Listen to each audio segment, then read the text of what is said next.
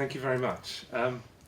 Yes, and my engagement in this topic of sustainable cities has primarily been through participation in something called the World City Summit, which brings together hundreds of the world's mayors to share best practice.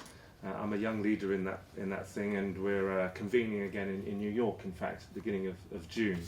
And they've been quite behind the SDG on number 11. So obviously they're very, very pleased at that. What I found in engaging with that forum of mayors is that they are benefiting from learning from each other, and they are all faced with the common challenge that's come up today about the affordability or unaffordability of housing, and yet all faced with the same problem, which I think Saskia Sassen has shown, which is that they're swimming against the tide of rising land prices, things which are apparently beyond their control. So, you know, it suddenly means that people, for example, you had London at the top of a couple of rankings there. The case of London, I think, is quite salutary. We need to recognise that this could be some kind of dystopia for other world cities. More and more people are having to rent housing, you know, hours away from their place of work. That implications for their personal life, but also for sustainability. We saw statistic 40% of incomes being spent by 100 million people. In London, in 1996, 22% of first-time buyers' take-home pay was spent on their mortgage, and just within 12 years of that, 66% of a first-time buyer's take-home pay was being spent on their mortgage. Now, the problem I think we have to get over is this idea that somehow these property prices are increasing purely as a result of market forces. Because in that period I've just mentioned, I think UK population rose by about 5%, and the housing stock rose by 10%. So it wasn't a question of supply and demand. Mm-hmm. The key driving force, and I think which is also Professor Sassian is asking us to look at, is the role of the financial system in creating this tide of rising land prices and this crisis of unaffordability. So in that period I mentioned, mortgage lending quadrupled in the UK. So in the UK, 80% of all loans to individuals are for mortgages. Now, we think of this as lending. I think lending is the wrong word. This is new money creation. It's credit creation. Banks have that role in our economy to create credit. So about 97% of all new money is bank-issued debt in most advanced economies. Now, if you look at other countries, such as, let's just say Germany, a thriving, vibrant economy, but it's not had quite the same crisis of affordability of housing in its cities, because it actually has a very different banking system. It has a more regulated mortgage market, but it also has a greater diversity of banks. Many in fact, that are owned by local governments, and therefore they're not just looking at what's the lowest transaction cost, biggest collateral, highest rate of return, done deal.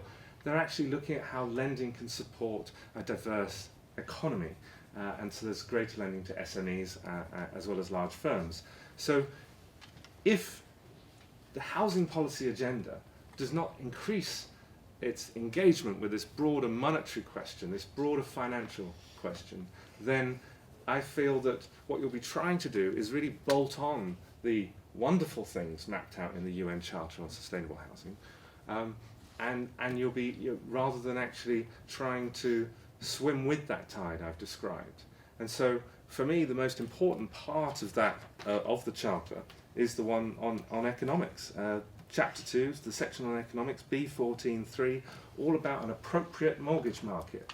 Now, for me, an appropriate mortgage market, therefore, is actually a smaller mortgage market in the context of new credit creation in the whole economy, and one where it's done responsibly and perhaps even with credit guidance from governments. There are even more radical proposals now being shared, such as actual full-scale monetary reform. So new money is issued into circulation by government rather than by bank-issued loans. But at a minimum, we need a more regulated mortgage market. Otherwise, this trajectory that we're having to deal with, which is, at the moment, I mean, one of the latest initiatives by the Mayor of London is to invest 21 million in this project for building micro homes, so that you can. So Boris was very proud of this. So it basically means that if you're a young person, in fact, if you are 90% of London's 1.5 million workers aged between 22 and 39 who can't afford a property at all, you can look forward to Boris making sure that they'll build lots of 15 square metre homes for you to buy.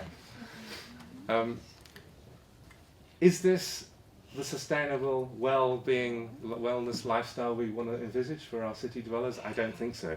We have to redesign the monetary system, the mortgage market, to bring it in line with the kind of agenda that we've endorsed in this charter. That would be my suggestion, and therefore we need research to support that.